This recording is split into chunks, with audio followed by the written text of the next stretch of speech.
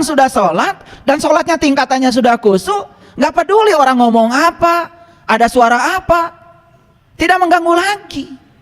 Nah, Anda yang sholat menyalahkan orang lain ribut, Anda yang sholat menyalahkan orang lain yang bicara di luar Anda, sebetulnya Anda itu nggak sholat, Anda sedang mendengarkan suara lain yang datang telinga Anda. Jadi siapapun yang mengaku dirinya muslim, berarti dia sudah damai dong. Damai dengan siapa? Paling tidak damai dengan dirinya sendiri. Makanya jangan mimpi ya, jangan mimpi. Orang yang belum berdamai dengan dirinya sendiri, orang belum selesai dengan dirinya sendiri, kemudian dia keluar ya berpidato tentang perdamaian, omong kosong. Nah, yang gak kunut, gak ingat Allah.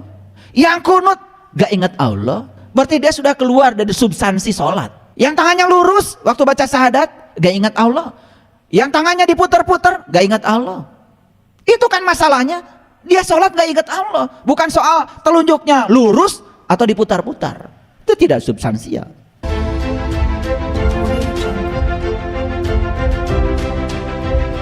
Ada cerita tuh. Ada cerita yang sangat inspiratif.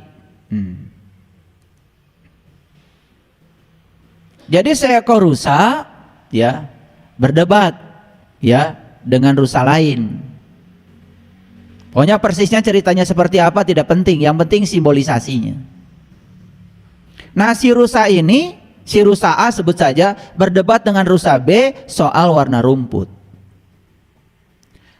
Rusa yang A ini tahu kalau warna rumput itu sebetulnya hijau. Tapi rusa B ini ya berpendapat kalau warna rumput itu biru. Gitu. Lalu karena perdebatan tidak ada akhirnya, si A dengan si B itu datanglah kepada seekor singa. Sebut saja dia si raja hutan. Dan saat itu ya yang dihukum oleh singa itu adalah si A. Padahal si A itu benar menyatakan rumput warnanya hijau. Kok yang dihukum bukan si B yang menyatakan rumput warnanya biru? Kenapa begitu? Si A ini sudah tahu kalau rumput warnanya hijau. Terus kenapa mesti terganggu dengan si rusa B yang menyatakan rumput warna biru? Kalau orang sudah tahu itu benar, harusnya tidak terganggu lagi. Apapun kata orang tentang pendapatnya, dia sudah tahu kok warna rumput hijau. Tapi dia terganggu, ingin dapat pembenaran. Orang yang masih terganggu dan menyatakan dirinya benar dengan pihak lain, sebenarnya dia itu belum benar sepenuhnya, masih perlu pasukan lain untuk membenarkan dirinya. Itu sebabnya yang dihukum oleh singa itu si A. Kan si A protes, loh kenapa saya dihukum? Kan betul rumput warnanya hijau. Saya tidak menghukum pendapat soal hijau atau biru, tapi saya menghukum ketololan kamu. Harusnya kalau kamu sudah tahu rumput warna hijau, ya nggak usah melayani pendapat lain yang mengatakan rumput warna biru. Kok susah amat sih? Ini kan soal kebijaksanaan. Ya, demi perdamaian maka yang dihukum si A, karena yang tolol si A, melayani ketidaktololan si B. Jadi orang yang mengatakan dirinya sudah sadar, tetapi suka berdebat dengan yang tidak sadar, menurut saya yang disebut sadar itu dia pun belum sadar. Hanya mengklaim dirinya seakan-akan sudah sadar. Kalau sudah sadar harusnya tidak usah ya berdebat dengan yang tidak sadar. Yang lucu kan orang sadar minta dihormati sama orang yang tidak sadar. Makanya bulan Ramadan banyak sekali itu ya spanduk-spanduk yang ditulis hormati yang berpuasa. Kan harusnya spanduk itu bukan itu yang benar. Yang benar itu hormati yang tidak berpuasa. Loh kan yang puasa itu sudah sadar. Yang tidak puasa katanya tidak sadar. Masa yang tidak sadar harus mengajari yang sadar? Harusnya yang sadar ngajari yang tidak sadar. Jadi harusnya ya, harusnya bulan puasa itu spanduknya yang benar itu hormati yang tidak berpuasa. Lah orang yang puasa minta dihormati. Sama seperti di masjid ada orang sedang sholat, ada tulisan juga di masjid, hormati yang sedang sholat. Lah kalau orang sholat minta dihormati yang tidak sholat, pertanyaan yang sadar siapa? Yang sadar yang nggak sholat. Oh yang sholat minta dihormati. Kalau orang sudah sholat dan sholatnya tingkatannya sudah khusyuk, Nggak peduli orang ngomong apa, ada suara apa, tidak mengganggu lagi. Nah, Anda yang sholat menyalahkan orang lain ribut, Anda yang sholat menyalahkan orang lain yang bicara di luar Anda, sebetulnya Anda itu nggak sholat, Anda sedang mendengarkan suara lain yang datang telinga Anda. Nggak sholat, ngaku aja sholat. Kalau orang sudah tingkatannya khusus, sudah tahu siapa yang disembah, sudah ingat kepada yang disembahnya, nggak terganggu orang ngomong apa, mobil mau lewat, sepeda motor nggak peduli lagi. Terganggu itu artinya Anda belum beres. Orang yang sudah beres itu tidak pernah terganggu. Yang masih terganggu itu belum beres. Tapi kita suka menuduh pihak lain seakan-akan mengganggu. Sebetulnya tidak ada orang lain di luar kita yang bisa mengganggu kita kalau kita tidak mengizinkannya. Terganggu itu urusan kita dengan diri kita sendiri, bukan urusan kita dengan orang lain. Makanya jangan mimpi ya, jangan mimpi. Orang yang belum berdamai dengan dirinya sendiri, orang belum selesai dengan dirinya sendiri, kemudian dia keluar ya berpidato tentang perdamaian, omong kosong. Kalau ingin mendamaikan dunia, sederhana kok, damaikan negara. Dan kalau ingin mendamaikan negara, sederhana, damaikan level kecil dari negara, namanya keluarga. Udah selesai. Lah bagaimana bisa damai negara ini? Bagaimana bisa damai dunia ini? Yang terjadi di setiap ruang dan waktu, di level kecil terjadi peperangan hebat. Apa perang itu sesungguhnya? Perang itu kan sebetulnya intimidasi. Perang itu memaksakan kehendak. Perang itu tidak bisa menerima orang lain berbeda. Perang itu tidak ada pengertian. Perang terjadi karena itu sebetulnya. Nah, kalau kalian belum mengerti perang itu apa, nanti saya tunjukkan dari kamus. Ini dulu. Jadi kalau ada orang yang condong pada perdamaian, ikutilah kita condong pada dia. Karena perdamaian adalah segalanya, bukan soal benar salah. Jadi singa tadi itu dengan bijaksana menghukum A, bukan menghukum B. Karena tidak penting ya, rumput hijau, rumput biru. Yang penting ada rumputnya kan? Iya, dan mereka bisa makan kok. Soal warna nggak penting. Yang penting rumputnya ada dan mereka bisa makan. Itu tidak esensial, bukan substansi yang harus diperdebatkan. Kan kita terbiasa begitu. Suka memperdebatkan yang tidak esensial.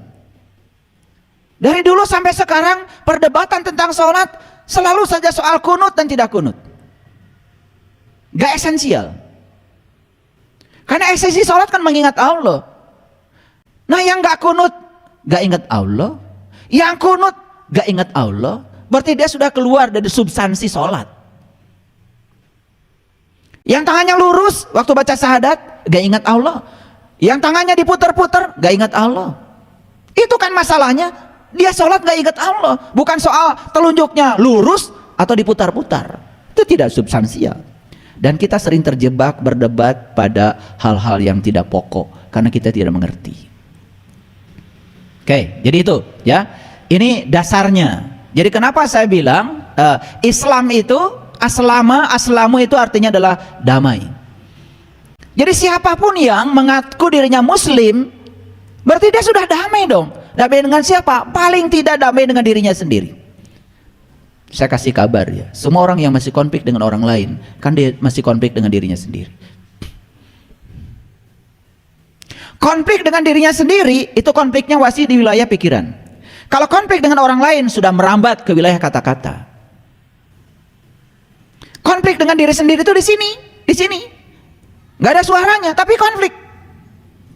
Dan ketika konflik dengan diri sendiri masih terjadi, selanjutnya dia akan konflik pada orang lain. Konflik pada orang lain tidak mungkin di sini. Tidak mungkin konflik itu hening. Konflik itu pasti bersuara. Dan konflik dengan orang lain itu sudah keluar dari sini. Dan semua yang keluar dari sini berasal dari sini. Oke, pahami dulu ya, pahami dulu supaya mengerti. Nah, ada ayat lain, ini di Quran surat Al-Hujurat ya. Surat ke-49 ayat yang ke-9.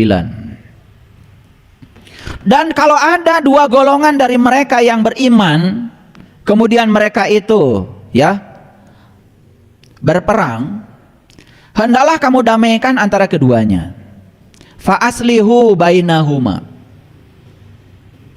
Tapi kalau yang satu melanggar perjanjian terhadap yang lain, hendaknya yang melanggar perjanjian itu kamu perangi sampai surut. Gitu. dia telah surut, damaikanlah antara keduanya dengan adil.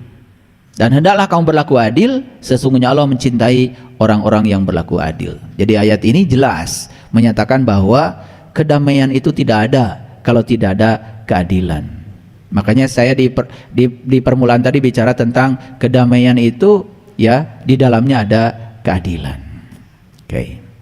Nah, ini dua dasar ini yang akan kita kembangkan di kajian kita hari ini. Nah, supaya jelas, saya akan jelaskan dulu apa sih damai itu, supaya ngerti.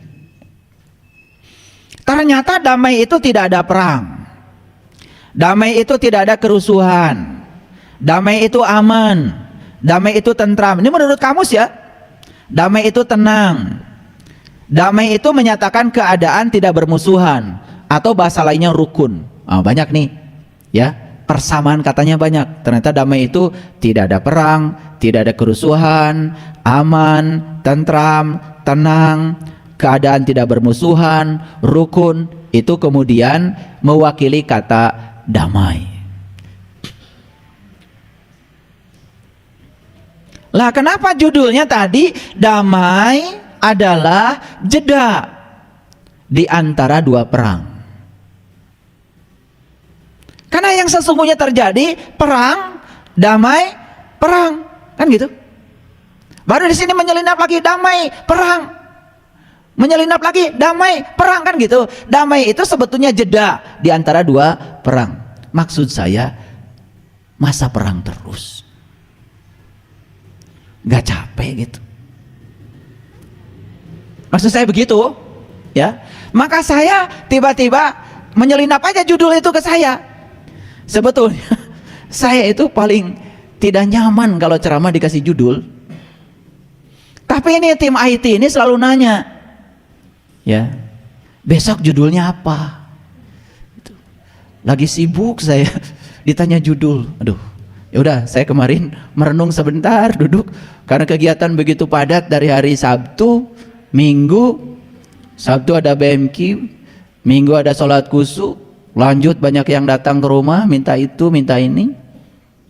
Senin kemudian saya ngajar full di kampus ya, nyampe sore juga masih banyak tamu di rumah. Tanya judul, besok judulnya apa? Udah, saya duduk aja merenung sebentar. Udahlah, besok judulnya damai aja. Biar saya juga damai dengan diri saya gitu. Ya, tiba-tiba menyelinap di sini di otak saya itu. Damai itu sebetulnya adalah jeda di antara dua perang. Ya, muncullah judul itu. Kadang-kadang judul tuh suka begitu.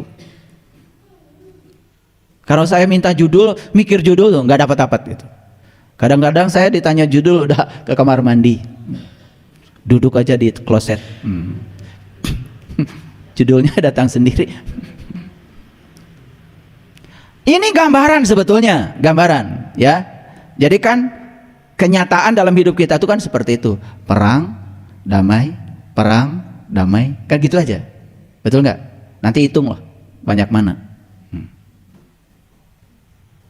Jadi kalau hanya mencicipi kedamaian sesaat saja di antara dua perang itu, ya berarti kita memang lebih menyukai neraka daripada surga. Itu aja. Ya.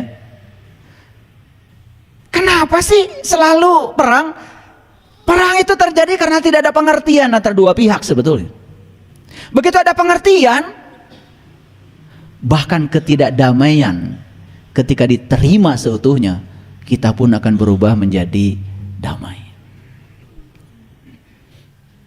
Makanya saya berulang kali mengatakan di kajian-kajian saya, stop kalian mencari kedamaian, stop. Karena kedamaian itu tidak usah dicari. Kedamaian itu ada di dalam, ya. Ketika kita memiliki pengertian terhadap sesuatu, memiliki kelembutan, kedamaian datang. Bahkan ketidakdamaian sekalipun ketika diterima berubah menjadi kedamaian.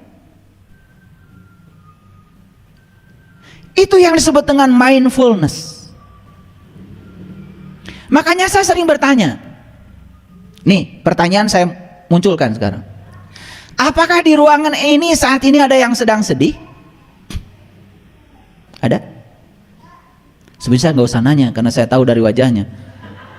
Ini cuma basa-basi aja biar kelihatan ada tanya jawab. Siapapun yang sekarang di ruangan ini sedang sedih, kalian sedang hidup di masa lalu. Pikiranmu tidak ada di sini, tidak ada di sini. Pertanyaan saya yang kedua, apakah di ruangan ini sekarang ada yang sedang cemas, khawatir, takut? Ada? Gak usah dijawab, karena saya tahu. Dan siapapun yang sedang takut, sekarang cemas, dapat dipastikan kalian gak ada di sini. Kalian sedang hidup di masa depan. Karena siapapun yang hadir di sini saat ini sekarang, sadar sedang bernapas, sadar sedang melihat, sadar sedang duduk, hadir sepenuhnya di sini saat ini, saya pastikan kalian damai. Semurah itu damai. Jadi damai itu sebetulnya hadir di sini saat ini sekarang, itu damai. Dan kalau kita hadir di sini saat ini sekarang, masalah pun nggak ada. Apa yang dimasalahkan? Dan saya kasih tahu, waktu yang telah berlalu dengan waktu yang akan datang itu waktu psikologis, bukan waktu yang sebenarnya, waktu ciptaan pikiranmu sendiri. Karena waktu itu tidak ada sebetulnya, yang ada cuman saat ini.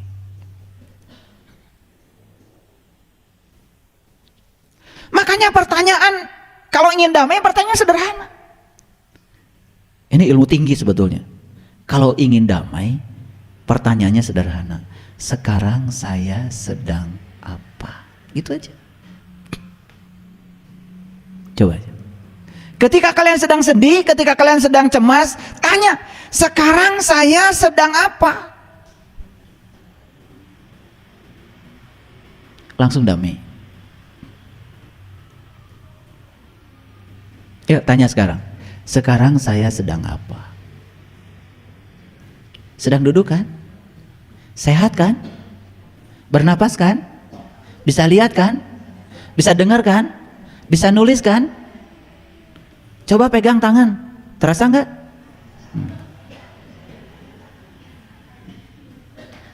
Itu saja, langsung damai kok.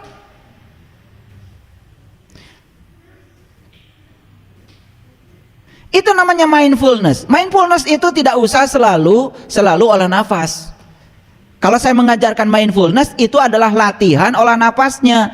Itu latihan mindfulness yang pakai napas itu. Yang napas 4, 7, 9 itu tarik napas hitungan 4, tarik napas hitungan 7, buang hitungan 9. Itu latihan mindfulness. Latihan itu. Mindfulness yang sebenarnya adalah hadir di sini saat ini sekarang. Itu mindfulness yang sebenarnya. Itu aja kok. Oke, baik, kita teruskan dulu. Jadi damai itu apa? Tidak ada perang. Kalau saya tanya, apakah sekarang tidak ada perang? Secara fisik memang nggak ada perang.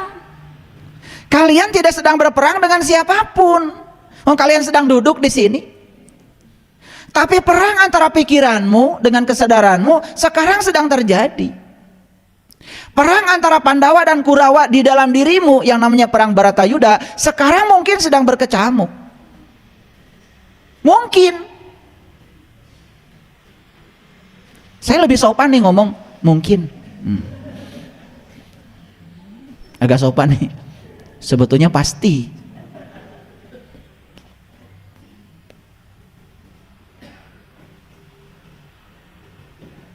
Kan yang paling berbahaya itu adalah perang melawan diri kita sendiri. Itu yang paling berbahaya. Perang melawan pikiran kita sendiri, itu masalahnya. Masalah paling besar dalam hidup adalah bukan masalah yang di luar, tapi masalah terbesar adalah masalah pikiran kita. Oke, lanjut dulu. Jadi damai itu apa? Tidak ada perang. Pernah damai. Ini yang lucu. Kalau kalian damai karena bosan perang. Lucu kan? Ya udah, ada jeda dulu. Makanya muncullah judul itu menyelinap di otak saya. Ternyata damai itu adalah jeda antara dua perang.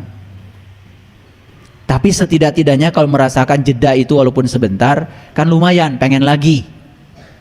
Pengen damai atau pengen perang lagi? Lucu kalau pengen perang terus. Nanti kita bahas. Nah, ini dari sisi etimologi dulu, ya.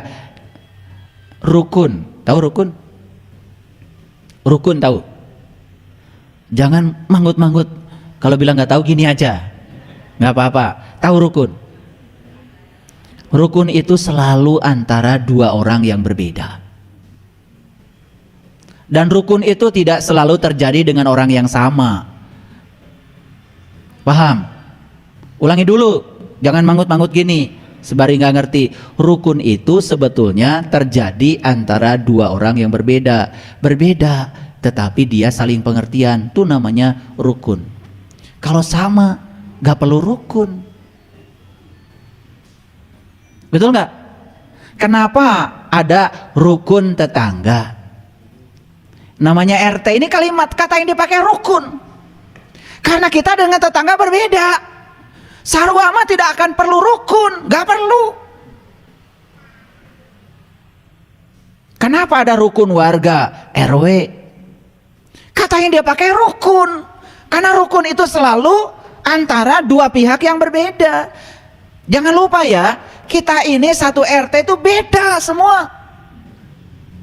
Betul nggak? Jangan satu RT, satu rumah aja beda semua.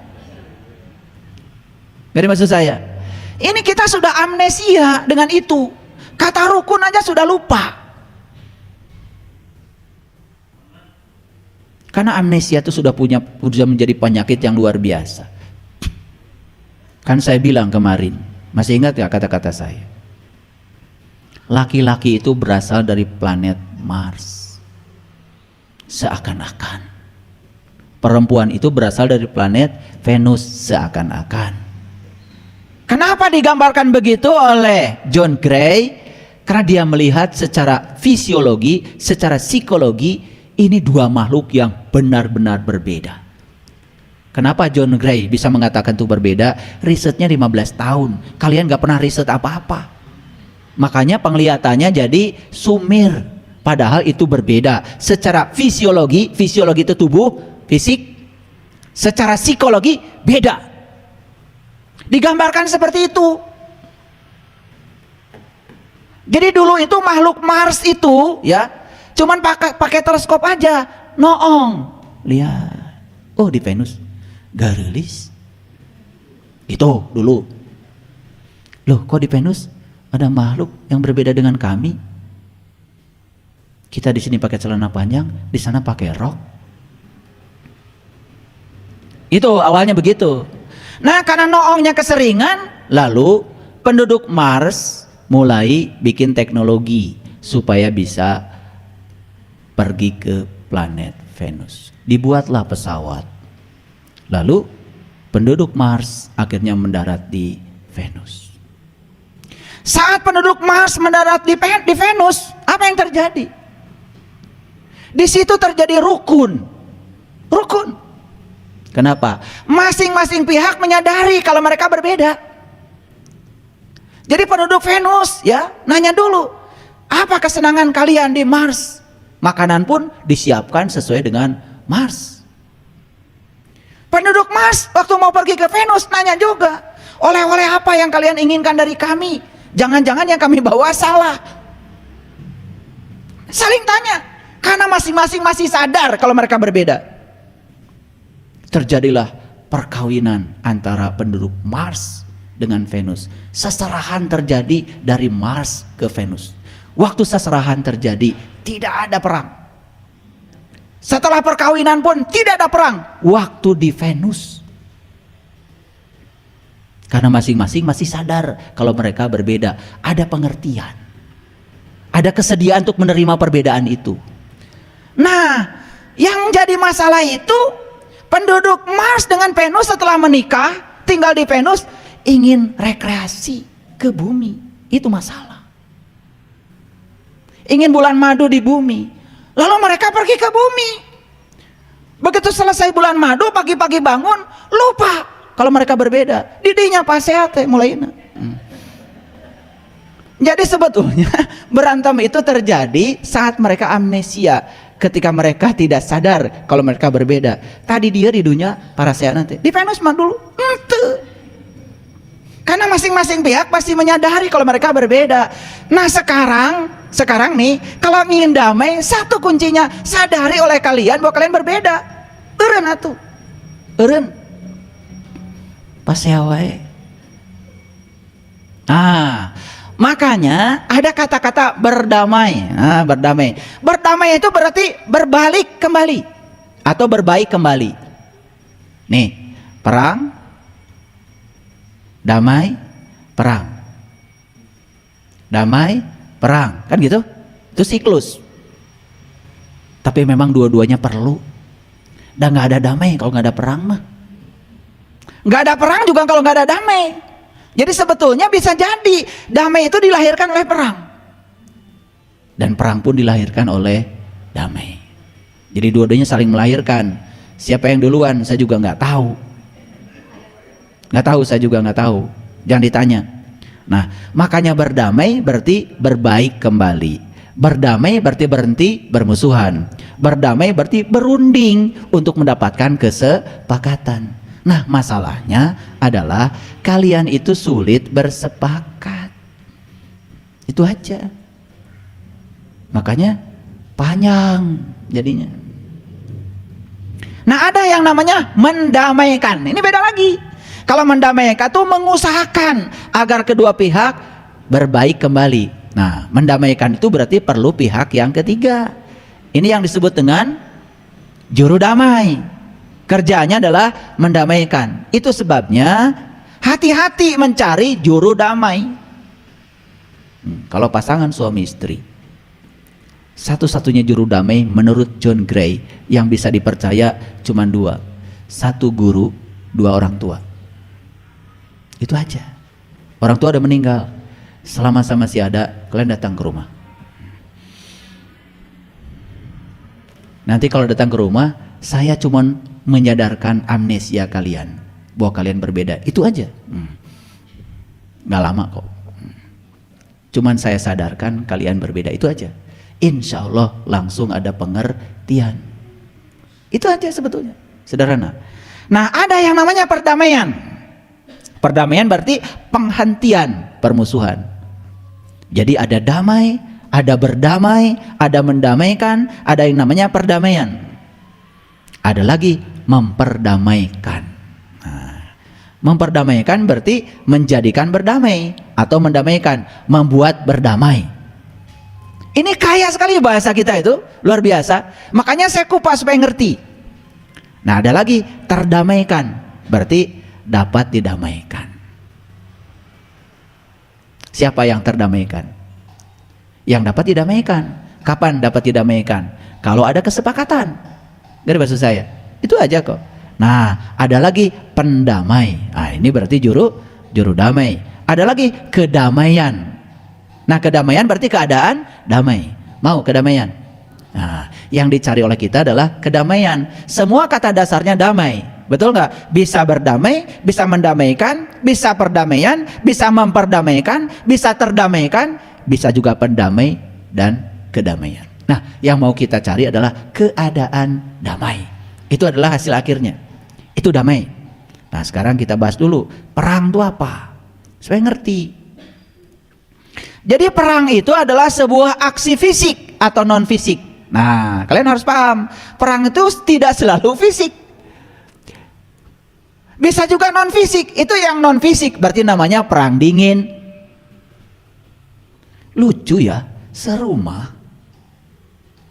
bahkan sekasur, tepatannya bisa begitu ya. Lucu kalau bagi saya. Saimah, sakasur bahkan, ngobrol-ngobrol acan gitu, patonggong-tonggong, aduh. Jadi ini perang sebetulnya. Ini perang dingin namanya itu. Dan perang dingin itu berbahaya. Perang dingin insya Allah dua-duanya rusak. Makanya perang itu adalah sebuah aksi fisik atau non fisik. Ya, awas ya. Jangan perang itu ditafsirkan. Yang saya khawatirkan itu sebetulnya perang yang non fisik. Teka tingali. Betul nggak? Tuh. Nah, pasti antara dua kelompok atau dua manusia yang masing-masing melakukan sebuah dominasi yang dipertentangkan. Pasti kalau perang itu ada dominasi. Yang ingin berkuasa pada yang ini, ingin berkuasa pada yang ini. Dua-duanya ingin saling berkuasa. Ketika dua-duanya saling ingin berkuasa, di situ perang terjadi.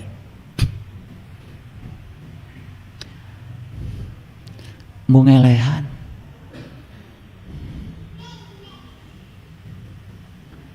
Ngerti perang sekarang? Nah, ini saya jelaskan dulu ya. Nah, di era modern ini ya, perang itu lebih mengarah pada superioritas. Ya, ada negara yang merasa dirinya superior. Ada negara yang inferior. Yang superior menindas pada yang inferior. Itu urusan itu nggak saya bahas di sini. Karena saya tidak mau bicara itu. Itu mau urusan para panggede lah di negeri ini. Kita bicara yang ada hubungannya dengan diri kita aja. Apakah dalam diri kita ada superioritas? Pertanyaannya, mungkin ada. Siapa? Pikiran terlalu superior, kesadaran inferior. Maka kesadaran akan terus dijajah oleh yang namanya pikiran. Ketika itu terjadi, konflik dalam diri tidak bisa dihindari lagi. Jadi perang antara Sri Rama dengan Rahwana kan sebetulnya memperebutkan kesadaran, memperebutkan Dewi Sinta. Dewi, dewa itu memperebutkan kesadaran sebetulnya. Karena ada kesadaran yang hilang. Karena kesadarannya Rama hilang, dicuri oleh Rahwana. Di situ kan muncul Hanuman, sang guru sejati, ya toh, sebagai juru damai yang akan mengembalikan kesadaran kepada Sri Rama. Kan ceritanya seperti itu. Oke, kita lanjut dulu. Nah, jadi pertentangan itu terjadi karena masing-masing pihak merasa sebagai superior. Nah, itu yang selama ini disebut diri palsu kita, yang disebut dengan ego. Makanya belajar spiritual itu sebetulnya adalah bukan mematikan ego, tetapi mengendalikan ego. Nah, sekarang kita bahas dulu kenapa terjadi perang. Yuk kita bahas. Jadi ternyata perang itu merupakan turunan sifat dasar manusia yang dari dulu sampai sekarang tetap, di mana manusia senang mendominasi. Ya? Di mana manusia senang bersaing. Nah, ketika dia itu ingin mendominasi, dia menganggap orang lain sebagai kompetitor, orang lain itu sebagai musuh, dan orang lain sebagai pesaing. Apa yang terjadi? Dia ingin memperkuat eksistensi dirinya dengan cara menundukkan pihak lain. Betul? Kan sebetulnya perang yang terjadi itu adalah si pihak yang ingin eksistensi dirinya diakui, ingin mendominasi pihak lain dengan cara menundukkan pihak lain. Nah, kenapa? Karena pihak lain dianggap sebagai musuh. Itu salahnya. Nah, sekarang muncullah pengertian dalam diri kita, ternyata semua hal yang disebut dengan antagonis atau yang disebut lawan oleh kita selama ini diubah dari kata lawan menjadi mitra, diubah dari kata musuh menjadi seseorang yang akan menguatkan kita. Di situ pengertian muncul, perang tidak terjadi. Nih contoh, saya lebih gampang mencontohkan pasangan. Ya, ketika pasangan itu berbeda dengan kita, ketika pasangan itu tidak mengikuti apa yang kita mau, kan kita menganggapnya dia itu adalah musuh selama ini. Nah, pengertiannya diubah dari kata musuh menjadi mitra. Ternyata pasangan saya dihadirkan ke semesta untuk meningkatkan kedewasaan saya. Begitu kita lihatnya sebagai mitra, bahkan dari kata musuh berubah menjadi guru. Ini ada pengalaman yang dahsyat kemarin waktu saya coaching di kesehatan holistik. Ada seorang ibu umurnya 69 tahun. Saya tanya, penyakitnya apa? Saya stroke. Loh, kok bisa? Gimana ceritanya? Nah, itu yang membuat saya marah sama Tuhan. Wow, langsung intonasi naik. Nah itu yang membuat saya marah sama Tuhan. Itu kalimat pertama yang muncul ke saya. Kalimat yang kedua, saya sudah makan sehat, saya vegetarian, saya tidak makan minyak, saya tidak makan daging, tetapi Tuhan kasih saya stroke. Nah, dua kalimat itu membuat saya terperanjat. Satu, saya marah sama Tuhan. Yang kedua, saya stroke dikasih Tuhan. Gimana saya menyadarkan orang semacam ini? Dia mau berobat kemanapun gak akan sembuh, karena dia memposisikan Tuhan sebagai pemberi penyakit, tidak menjadikan Tuhan sebagai healer, tidak menjadikan Tuhan sebagai penyembuh. Karena ketika sudut pandangnya belum diubah, berobat kemanapun gak akan sembuh. Saya cari akal gimana menjelaskannya. Lalu saya ingat, manusia itu punya 5 tubuh. 1 tubuh spirit, 2 tubuh intuisi, 3 tubuh mental, 4 tubuh energi, dan yang kelima adalah tubuh fisik. Saya bilang, kalau Anda sudah makan sehat, yes, tapi Anda baru ngurus 1/5 dari tubuh Anda, yaitu tubuh fisik Anda.